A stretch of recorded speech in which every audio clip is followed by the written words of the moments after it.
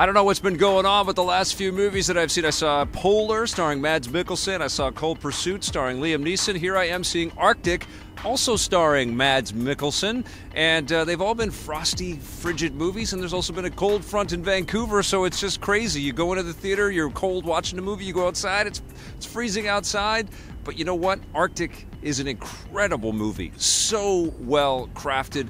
Mads Mikkelsen is one of my favorite actors out there anyways. I mean, he's terrific in whatever you put him in. Hannibal, Rogue One, Casino Royale, the guy's phenomenal. He was great in Polar, even though Polar wasn't that great of a movie, but Arctic certainly is a great film, and it lives up to the enormous amount of talent that this man has.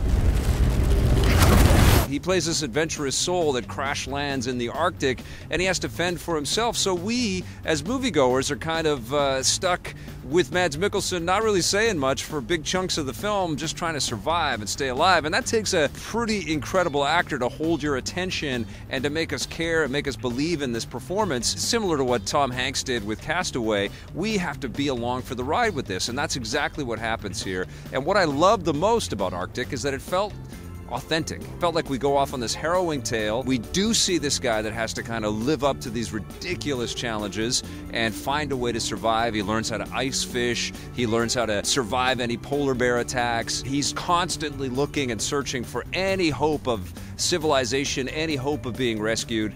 And he does such an amazing job pulling us in. Beautifully shot film as well. Obviously, we're going to see lots of snowy mountains, and we get interiors of crashed aircraft and things, but it feels real, it feels authentic, and it's just a wonderful escape that's just so expertly crafted.